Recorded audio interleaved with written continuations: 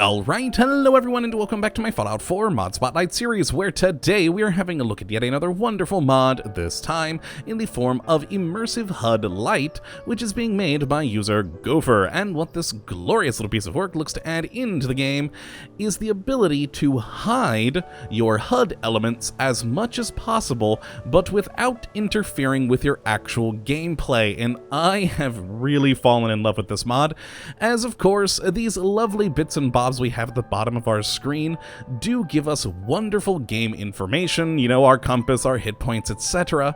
But sometimes if you're just wandering around and trying to enjoy the world, they take you out of things. So I always enjoy not having a HUD on occasion so I can just simply immerse myself in the world. And well, that's what this mod allows you to do, and once installed it's pretty easy. All you need to do is go into your Pip-Boy, and in the miscellaneous section at the very bottom, you will find this settings for Immersive HUD LITE, and you simply click on it. It'll load in a holotape program, and all you need to do is activate the HUD LITE program. And we have a couple of options in here, which we'll talk about momentarily. I actually just want to leave the Pip-Boy real quick to show you, now that we have activated it, our HUD is gone. And now look at that, all we see is the world around us without a care in the world, not having to worry about compass points or hit points and radiation, etc. And that is why I love it so much. But of course, if something happens, you do want that HUD elements, or the various HUD elements, to come back because they are useful information. And thankfully, they do come back when you need them. It's as simple as, say, getting out a gun and aiming at someone, because of course, if you're taking aim, you're probably gonna shoot, and it'd be good to have your combat-relevant information, such as hit points, compass, ammunition count, action points, etc., so it all comes back. And when you're done with the fighting and, you know, just want to go back on your way, all you have to do is wait a short amount of time, and eventually the HUD elements, there you go, disappear, and you're back to just the immersive world. And other differing criteria will come up that will also bring back the HUD. Like, for instance, if you don't know someone's about to attack and they begin to attack you, your HUD will automatically come up. If you take radiation damage, your HUD will come up. If you're, say, sneaking, your compass comes back up. And there's a variety of different things that will bring the HUD elements back, and not just all of them, but it could just be certain ones of them, such as with the sneaking, just having the compass. And that is controlled by those other settings. So if we go back into here, we have two major options. Well, three. We could deactivate the entire mod and it goes back to normal, but let's keep it on, of course, since that's the purpose of the video, and head down to the first of the major options, the HUD activation. Now this controls your hit points and your action points, and if we go in here, this will determine when those will come back into visible view for you. So for instance, if combat comes on, it will automatically come back on, but we could, of course, turn that off if we so desire. If for some reason you don't want your HUD in combat, which is weird, but you could. Or of course, when you're aiming, like I did before when I just aimed the shotgun, everything came back up and running. We also have it on weapon draw, which by default is off, but if you want that your weapon is out, you have your HUD, you can turn that on. Sneaking is same deal. And of course, if your health is below a certain percentage. Now let's actually turn the combat one back on, because I feel that all the defaults here, which these are the defaults for the mod, work quite well. I think they're perfect as they are, but if you do want all the HUD elements to come back on when weapons drawn or sneaking, or at a different health level, you can change those to your heart's desire.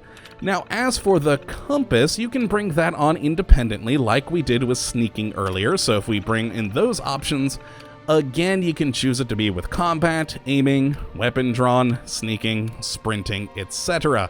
And these are just your different options for bringing that up, and it's quite useful. Now, that's not all, though. Maybe perhaps you just want to bring back up your HUD elements yourself.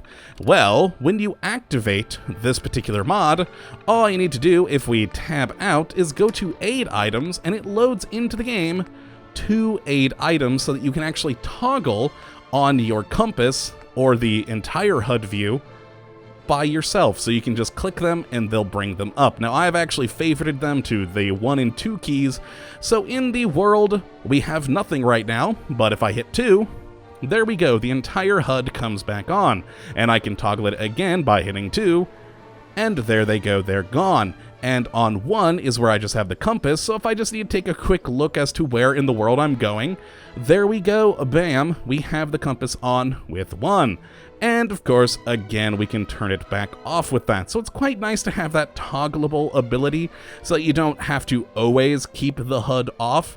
It's quite useful. Now, as for the other ways of activating, we should probably go test some things. Now, of course, I showed you with sneaking, the compass will come on. If we jump over here and start sprinting a little bit, you'll see the compass and, of course, action points come on. And what we're going to do is go over here where we have some radiation, and I believe some blood bugs should still be kicking about. So you can see that it automatically come on with all the HUD elements in combat and taking radiation damage. So if we just come in here, get the... Where are you guys? Ah, there you are. Lovely. So we just need to get closer, and he should begin to attack, and our HUD element should automatically come on. There we go. We have it all on, and boom, die you freaking blood plug? No, blood bug. There's the right word. Okay, I can speak today. And yeah, there we go. Is there another one kicking around? There usually is. Hello, and you die. Oh, no, he did not die. Nor then. Perhaps I should aim better. Well, he's flying away. Oh well, what are you gonna do? But yes, if we go and leave combat, well actually, yes, the red dot is gone, so if we leave combat, the HUD element should eventually disappear here, and we just put away the gun to be entirely sure. Unless it, of course, still thinks we're fighting that blood bug, since I didn't kill... Oh! Something happened to the blood bug. Perhaps why my HUD elements aren't going away. Ah, yes, I see raiders in the background. They seem to have run down the cliff to kill that blood bug. Yes, they are murdering him good, so that may be keeping my HUD elements on right now, because technically, combat is happening nearby. But if we just run the crap away, they should disappear on us again, which is always a good thing. And... the hit points went away. Oh, because I was sprinting, the compass stayed on. There it goes.